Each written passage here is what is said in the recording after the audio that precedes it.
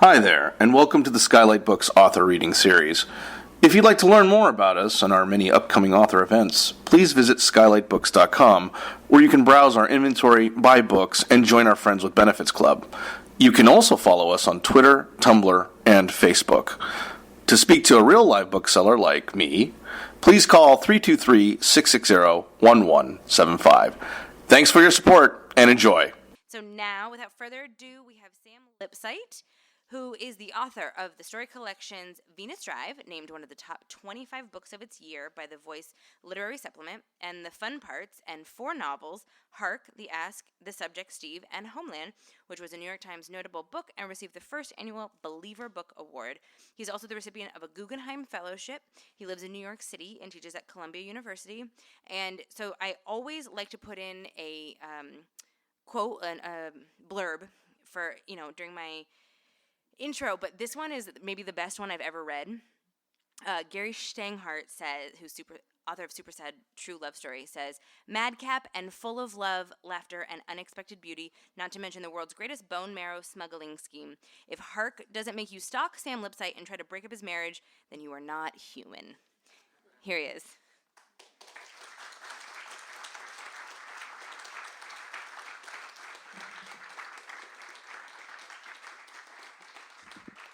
Thank you, guys. I'm just going to raise this a little bit.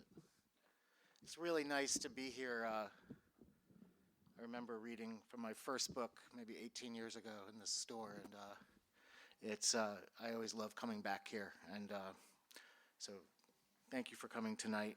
I really don't know what Gary Steinhardt was talking about, but I was grateful for the nice words. I'm going to just read a bit from the book. I'm not going to set anything up. I'll just move from bit to bit, and we'll see what happens. But I'll start at the beginning.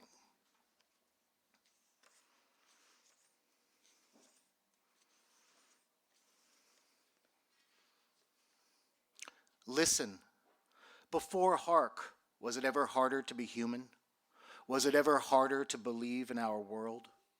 The weather made us wonder. The markets had, the wars. The rich had stopped pretending they were just the best of us and not some utterly other form of life. The rest, the most, could glimpse their end on earth in the parched basins and roiling seas, but could not march against their masters. They slaughtered each other instead, retracted into glowing holes. Hark glowed too. He came to us and was goldeny.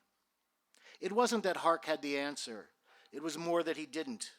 All he possessed, he claimed, were a few tricks or tips to help people focus. At work, at home, out for coffee with a client or a friend. Listen, before Hark, was it ever harder to find focus? Hark gathered his tips together, called it mental archery. Pretty silly, he liked to say. But some knew better. Some were certain he had a secret, a mystery, a miracle. For what was mental archery but the essence of Hark? And what was the essence of Hark but love? In this hurt world, how could that hurt? The hunters of meaning had found no meaning. The wanters of dreams were dreamless. Many now drifted toward Hark Mourner. This is like the backstory. The front story is about a bunch of people and a movement they launched under the banner of Hark, a movement that maybe meant nothing at all. Or maybe it did mean something. It's tough to tell. The past is tricky, often half-hidden, like a pale, flabby young man flung naked into a crowded square. The past doesn't stand there, Grant Ganders. The past clasps its crotch, scurries for the cover of stanchions, benches. History hides. That's its job. It hides behind other history. Fraz Penzig, one of the front story people, knows all about it. He used to teach some history, though he hasn't taught it in a while, not since the middle school cut staff by a third. His wife, Tova, told him that life is not a zero-sum game, but Fraz senses that if it were, he would be the zero-sum. Lucky for him that Tova is still employed. He's grateful for the medical, though he happens to have his health at the moment. Not that it's something you can ever truly own or bequeath, like a house or a houseboat or a parcel of land in the hills, but Fraz does have his health. Oh, Maybe he feels frail on occasion, a tad pulped, bones shot, frequently fevered, on the verge of death, but make no mistake, he's hardy. His twinges, his spasms, his stabby aches, they're chronic, like all the other minor hurts, the gym injuries, the sprains achieved mysteriously on the can. He's terminal, but not quite near the terminus. Like when he had that raisin on his head, went to the raisin doctor. It's nothing, the doctor said. Nothing? I mean, it's something. It's just what people get on the way down. You want I lightsaber that bad boy off? Also, 46 years on this hard turd of a world, and Fraz's mind is still, by his lights, pure silk.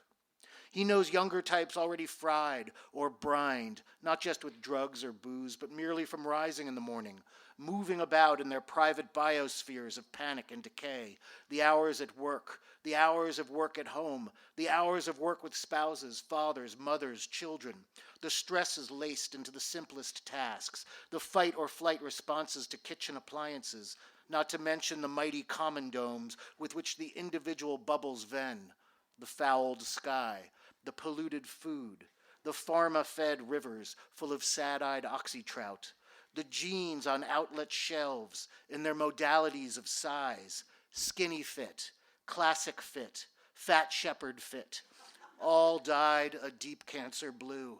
And the wave rot, of course, the pixel-assisted suicide, the screens, the screens, the screens.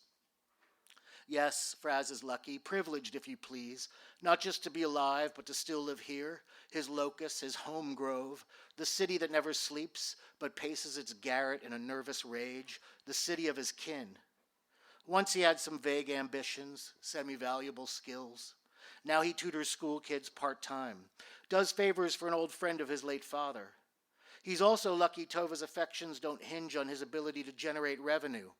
Or maybe her affections hinge on nothing now. But fie on such wallow world musings. Fie on these flurries of own negs. Today he will shrug off the cape of self-hate. Fraz has upsides.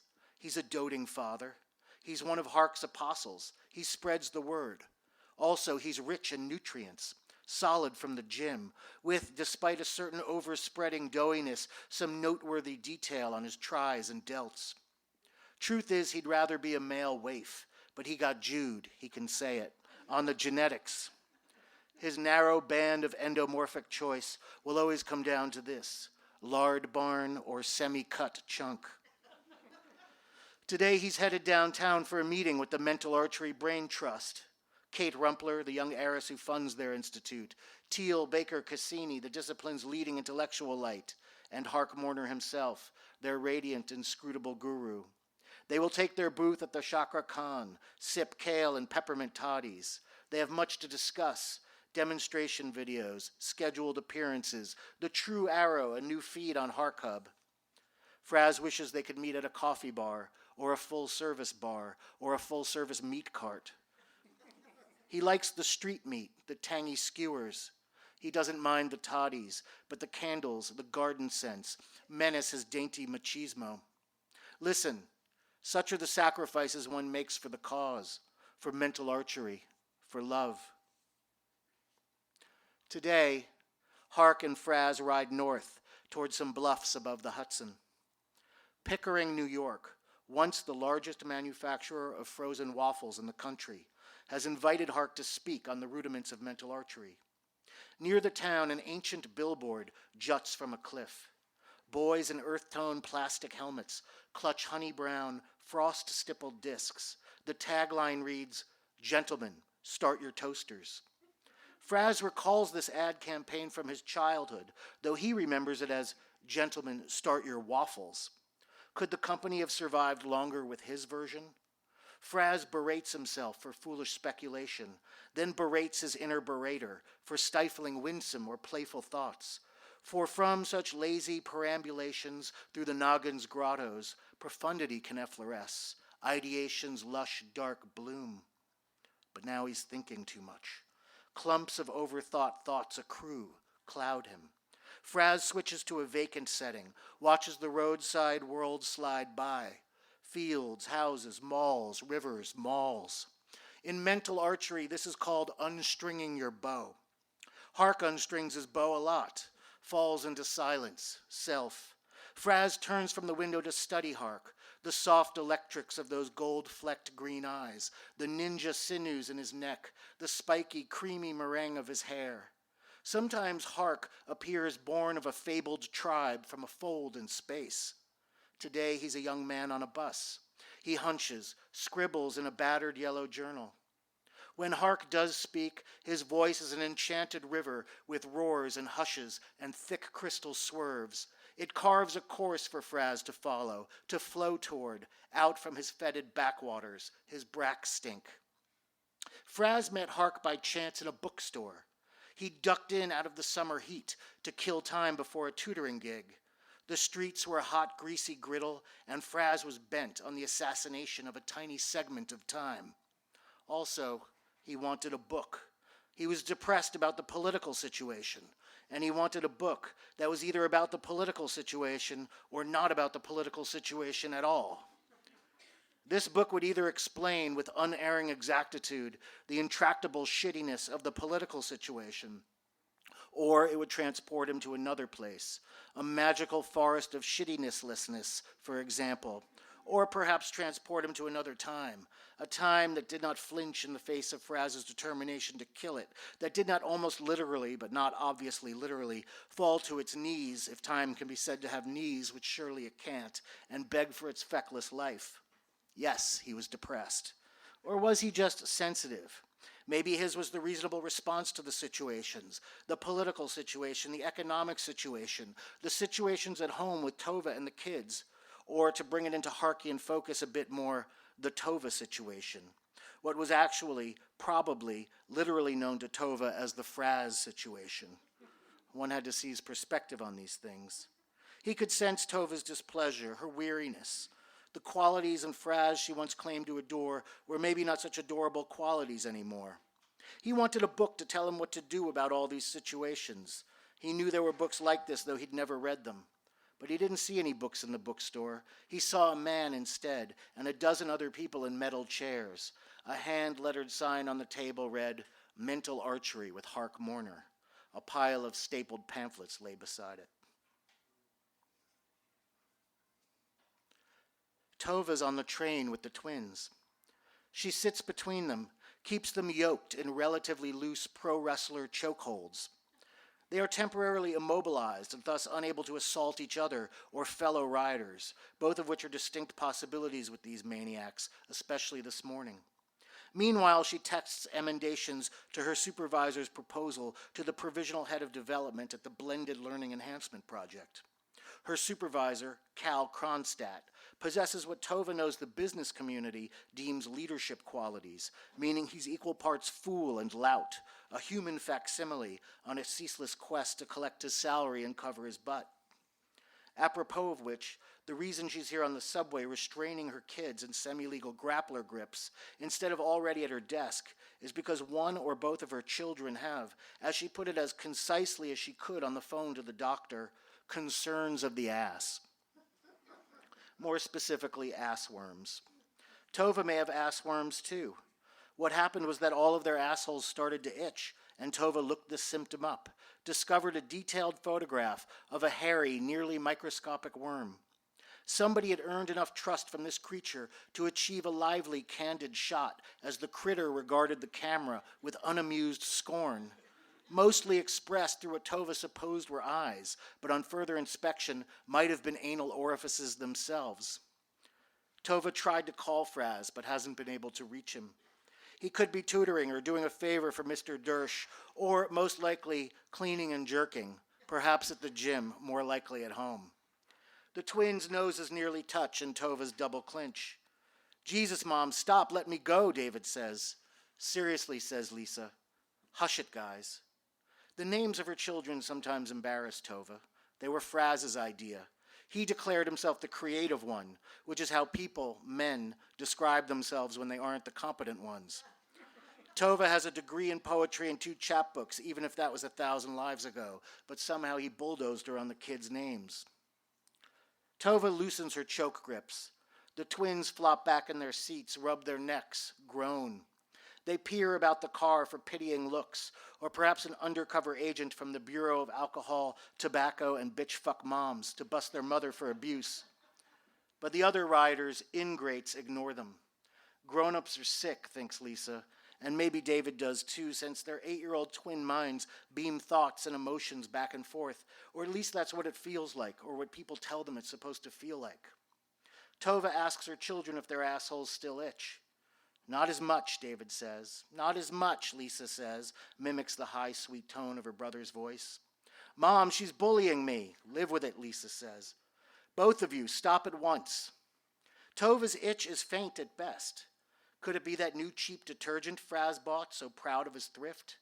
She never did see a worm except in the photograph, but it looked so real and wanting to nestle in the rectums of her family. Did she overreact? How can an overworked working mother overreact? The intestinal canals of your precious spawn teem with maggots. Your husband slacks off on a job that barely keeps him in breath mints, and your dolt of a supervisor gets promoted based on your due diligence. Overreaction is an impossibility. Maybe the doctor will have some cold, soothing cream. A nice cooling ointment or salve in her butt could absolve this galling day, so long as Fraz doesn't figure it for a goddamn invitation.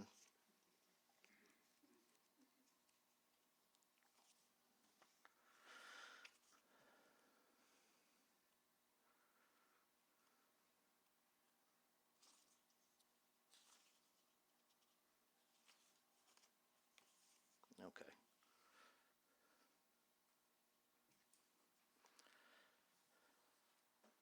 Days later, and this is many days later, but don't worry about it. Days later, blocks from Kate's loft, a gentleman reposes in a dark gastropub with a plate of pickled emu eggs and a tankard of Upper Peninsula ale. He writes with a felt-tip pen on a napkin. One gander at her unbelievable peach-shaped derriere terminated the dream of parliamentary democracy pronto.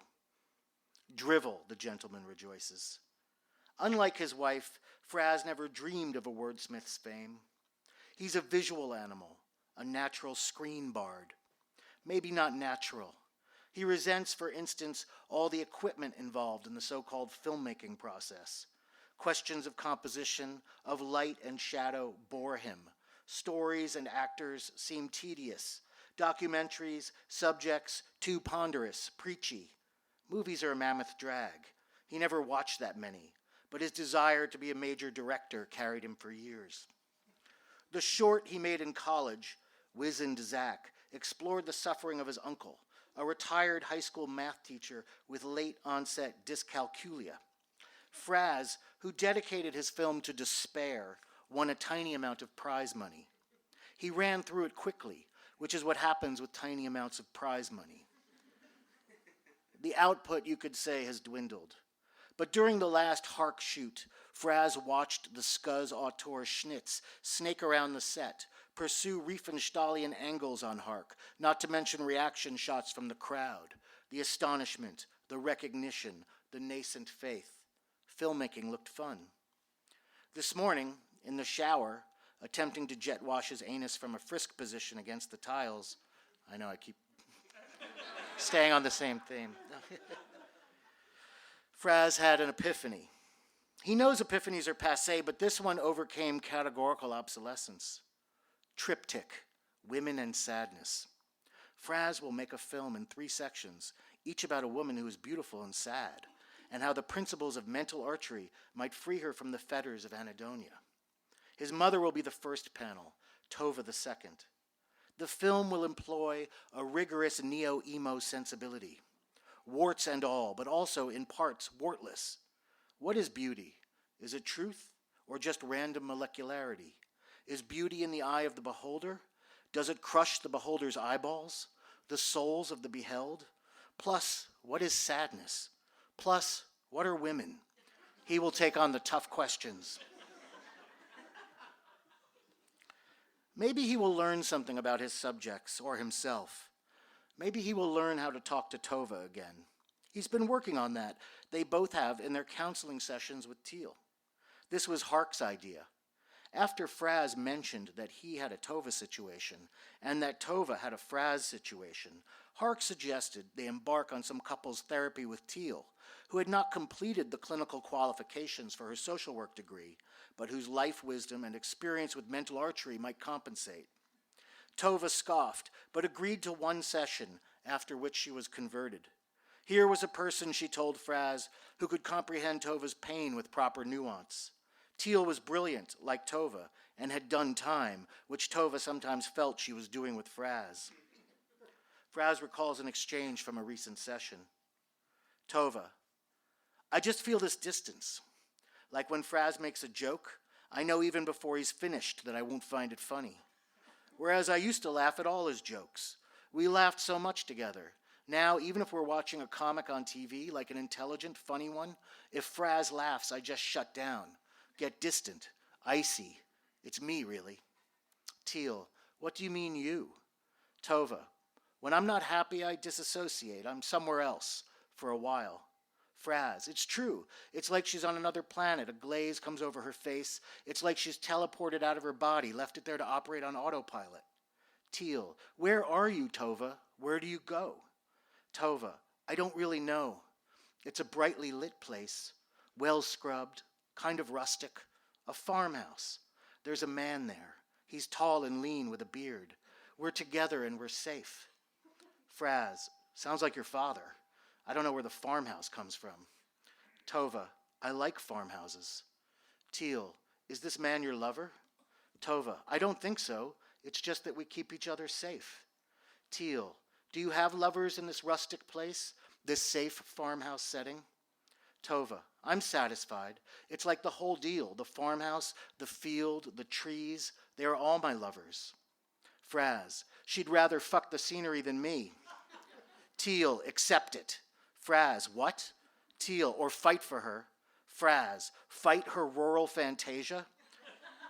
Teal, you want her back on your ding-dong? Fraz, yes. Teal, then string your goddamn bow and declare war on her dumbfuck bourgeois fantasia. Tova, you have to destroy my fantasia, Fraz. Fraz, is this what couples therapy is normally like? Teal, I don't know. I just started.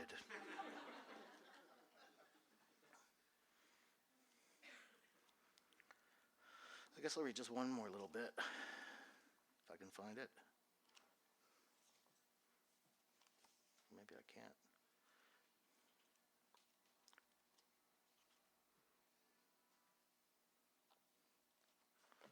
Sorry. I did such a good job marking my pages. Oh, here's one more little bit. This is just a little, even more fun with Fraz and Tova, but the twins scale a steep rock at the park. Fraz supervises their climb from a far-off bench. No parent can prevent the unimaginable yet constantly imagined tragedy. You buckle them up in cars and teach them how to cross the street. You train them to wash their hands after pooping, warn them off unbleached needles, jack-off nooses. That's about it. Or there's more, but not much. Not much you can control. The rest is asteroids, brakeless buses, brakeless men with machetes, guns. Besides, kids need to make mistakes. Abrasions and bruises, fractures and sprains. They're just the body's pop quiz stickers, life's gold stars. Fraz is more or less a free-range father, but of the anxious type. He lets them run loose while his gut's not. Still, it beats cinching them up in his fear. Better to hang back, sip his cortado, nibble his scone. He watches them now as they move across the rock face. Lisa, the acrobat, climbs with blithe joy. Sturdy David studies every crevice. Fraz shouts an encouragement, probably inaudible, scrolls through the news in his hand. The news is this: we will all maul each other for the last tin of peaches fairly soon. You can forget about a wage increase. The cost of living will henceforth be your life. The ads, the advertorials pop and roll. The sponsored content. Oh, to be sponsored content. Fraz is, like most people, unsponsored content. It's moments like this that Fraz knows he's made the right decision. Mental archery is the road back to an original wholeness, if such a thing exists, or at least it's the key to inner relief. He's lived too long in exile from himself, faking his freedom, refusing even to wear a tie, even to family funerals, even a clip-on, extolling the virtues of porn to his wife, hiding out in the gym, stuffing himself with fried pickles and an experimental mix of mint and mango ice cream. He's weary of the contrarian pose, tired of his schemes, the funny t-shirts, the penny stocks, the fantasy bandy. Always the same, lose some cash, some dignity, fold. But it's different now. Fraz feels called to mental archery and what may lie beyond, and definitely to Hark, or the idea of Hark, or the radial heat of Hark. Others, it appears, are also pulled. Are they as sad as Fraz? Do they look to the future and see nothing but debt, uncertainty, decay, eternal healdom? Do they glimpse the political situation, the economic situation, the grave matrices of situations, the grim and inexorable shift? Do they know how dire it's all become? Turn back at what you're running from, Hark says. Draw the bow. The twins trot over, twerped by the cliff. David bleeds from cuts on his lip, his cheek. What happened? Lisa hit me. He fell, Lisa says, like a bitch. David punches her hard in the crotch. They both sob, clutch Fraz on the bench. My babies, Fraz says. Daddy loves his babies. It's okay. It's going to be okay. Fraz gathers them to him.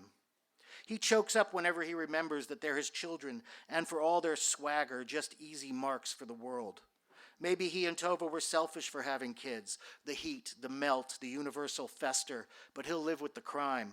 He loves Lisa and David in a desperate way, and to crypto-Malthusians and other critics of reproduction, he has this to say. You'll count your blessings when my kids are around to wipe your scabbed and desiccated asses. Nursing home attendant, the only job to exist in the future. All of civilization reduced, for those few who can afford it, to one vast plastic palace of deliquescence. Everyone else flopped out on final islands of scorched sand, beseeching the sea to take them. Tip my children well, you bastards. Thank you.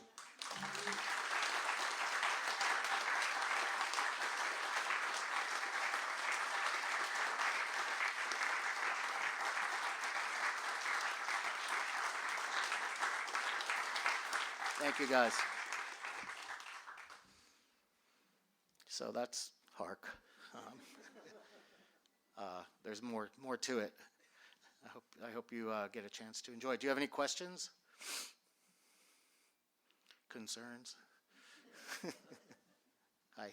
So, in our age that is ruled by fear and anger, what role do you see humor as having? I mean, I think it has a vital role. I think it's always had a vital role for humans. I was saying this.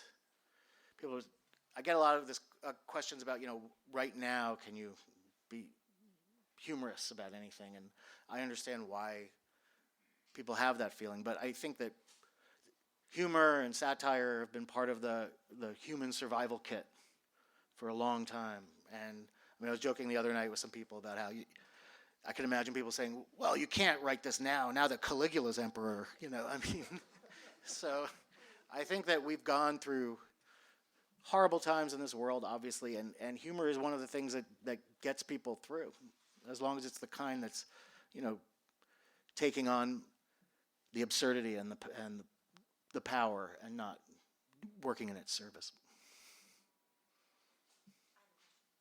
Hi. So I like this idea of going with the past into the opera thing.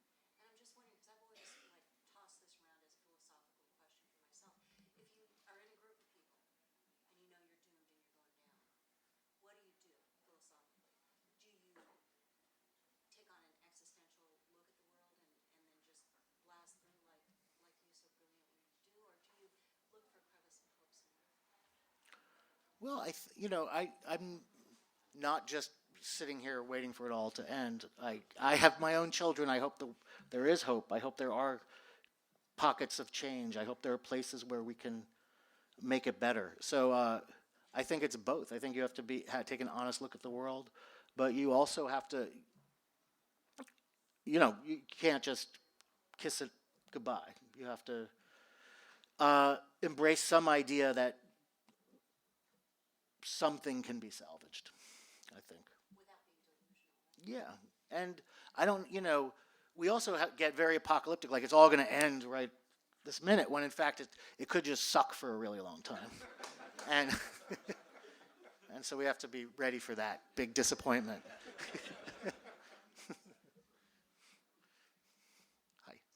Curious about like what your process was like writing this, specifically in relation to your other novels that have just kind of one fixed protagonist, whereas this one has all sorts of Yeah. characters with their own specific chapters, and it'll bounce character to character. So what was your process like? Well, that was a huge, like you just said, that was a big shift for me. I'd written stories in third person, but I'd never written a novel in third person. I'd never had a big canvas like that and tried to dip into all of these different characters. And so I had to kind of, even though I'd, always read books that did that, I still didn't really, you don't understand how they work for you as you're writing them. So I had to kind of relearn a lot of stuff for myself. And so I threw out a lot of pages and revised a lot until I found a way in. And one of the ways was finding this kind of way that I could have this more kind of old-fashioned omniscient narration that would come in at times and frame it, but then also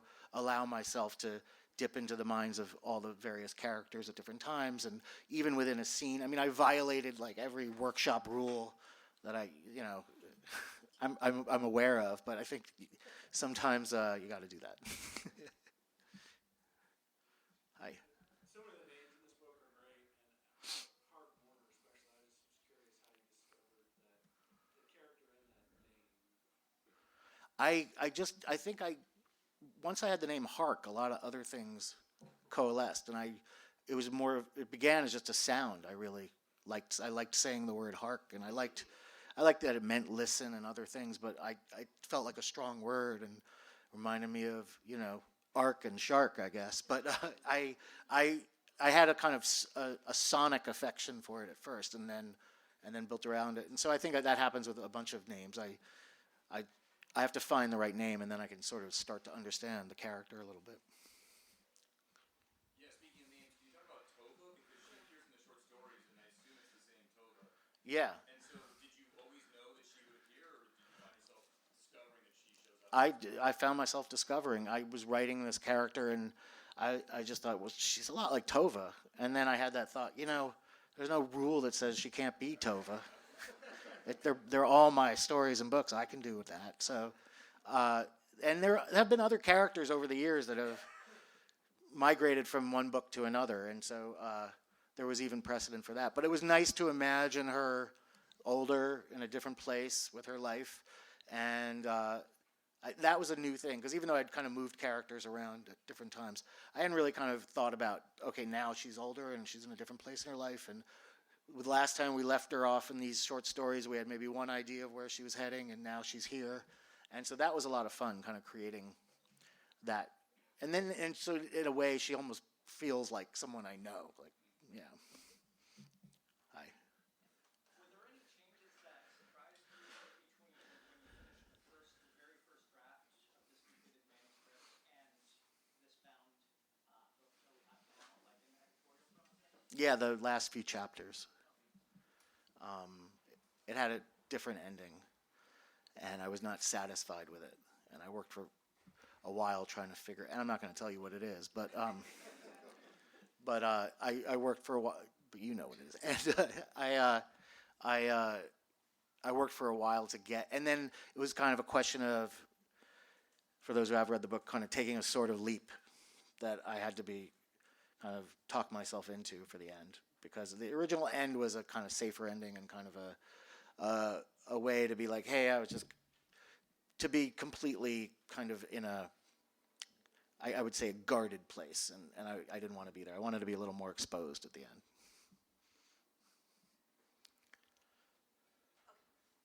Oh, hi. So do you follow the sound when you structure, or do you actually go, tell me. In the beginning, yeah. In the beginning, I guess maybe I have a great interest in each sentence and following from sentence to sentence and sometimes even letting the sounds of the sentences guide where I'm going. And then I bring other kinds of analysis to it later. Then I start thinking about the story and the characters. But initially what has to excite me is there has to be some charge in the sentences themselves, or I'm not interested in finding out more about what I'm doing. And that's how I start, and that's how I then discover what the story is and what the characters are and all that. Hey. Oh, I just meant, I was doing more of that 19th century where you could just pop into anyone's head at any time. And, whereas often in workshops people talk about, well, that's a point of view violation. You can't really. They're handing out tickets. And basically every great book from the past doesn't pay attention to any of that stuff. But there are some ideas about what you can do, and especially in short stories, got codified at a certain point. I don't think I broke everything. I'm just... There were a few things where I said, I think I maybe told someone not to do this once, but I'm going to do it now. I think I was reading it and I was like, hey, Right? And you can't, but you can, I guess, yeah. Hi. I'm a professor both in the community colleges and in the Catholic schools. Mm-hmm. And oftentimes I have a problem of choosing which ones to teach to my students because I have a thorough Catholic education. And I have 3 sons which have also a thorough Catholic education. So I really review the books very well according to theme, structure, the way it's portrayed, and so on. And oftentimes I'm very frustrated because I don't find the books which my conscience tells me to teach to my students, because as a mother I feel obliged to tell them to read something which could form their characters and be prepared for the best in life. So this really makes me sad as a professor and as a writer. And I talk it with my sons too, about this to my sons, and I tell them. And sometimes even the book they read, I criticize it and I talk to them about it. And in the Catholic schools where I went to school, I also do this with my students. So oftentimes they say after class, and would this be okay, and so on. And I say okay. So I'm really being honest with you. I'm really being troubled by many of the books which are being tackled in the schools to be read by students in their literary classes, and I don't know.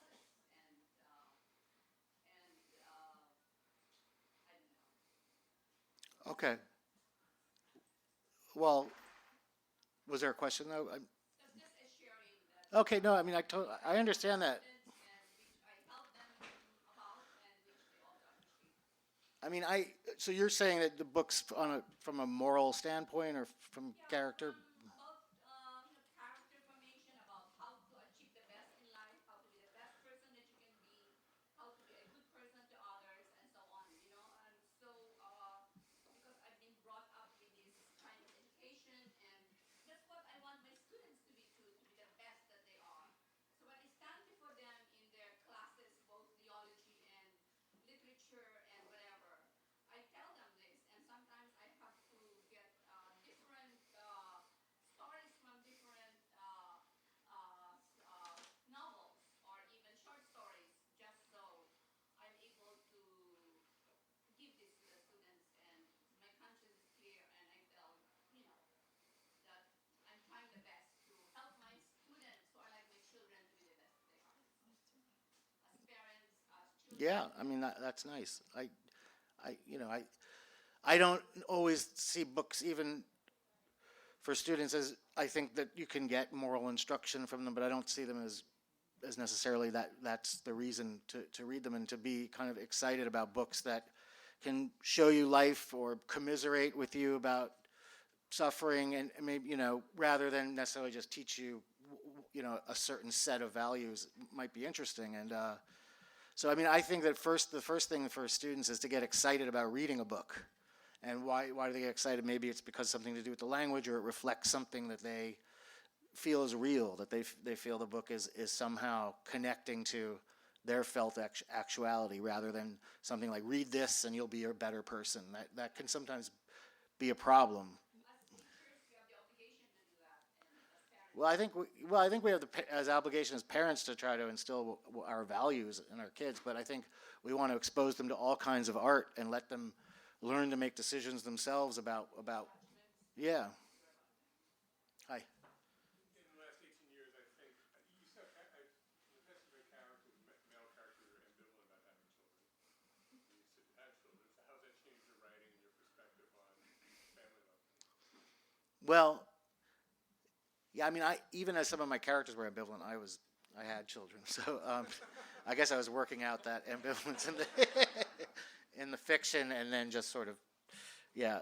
So someone asked me before I had kids, do you think it'll change your writing? And I said, God, if it doesn't, what kind of person am I? Like that would be really insane if it didn't. So I think that happens with everyone, and it's not always the same experience, but. I just think it widened some of my sense of how people experience the world, and I think I had a more kind of a more limited sense of how I thought everyone's the same in some ways. But when you have kids, especially more than one, you begin to realize how people a lot of things do draw us together, and in some ways we're also very different, and that's fascinating. And so I think that was part of what helped me too.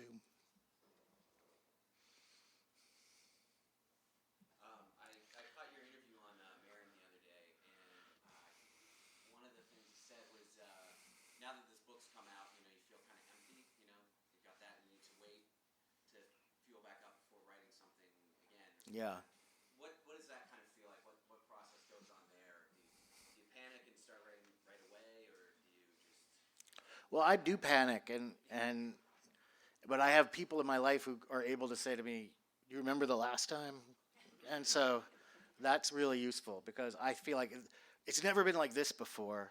Every time out, it just feels like now I'm never going to write again, or I got nothing, or it's over, or I've lost it, or whatever, and so I have people in my life who can say, like, "Do you remember 3 years ago when you said the exact same thing?" And so that's useful. But yeah, I mean, you don't know really until you catch something else. But so I'm trying to write stuff, and some of it's working out, and some of it's I'm throwing away. But I'll just keep doing that till I catch a bigger wave. One more question, Mr. Sulkus.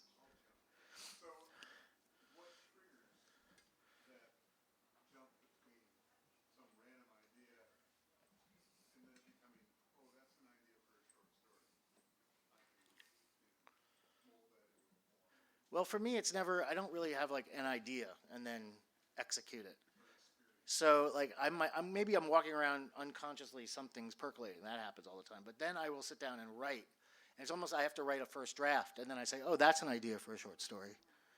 So I can't get the idea until I write something. So, and then I find out, oh, that's what I've been thinking about. That's the thing that's been buzzing. That's the thing that's been gnawing at me. Marvin Hagler is a special case. I'm carrying him in my heart for a long time.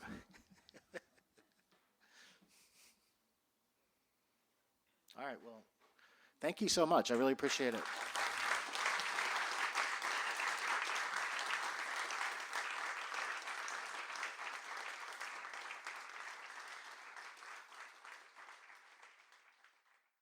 You've been listening to the Skylight Books author reading series.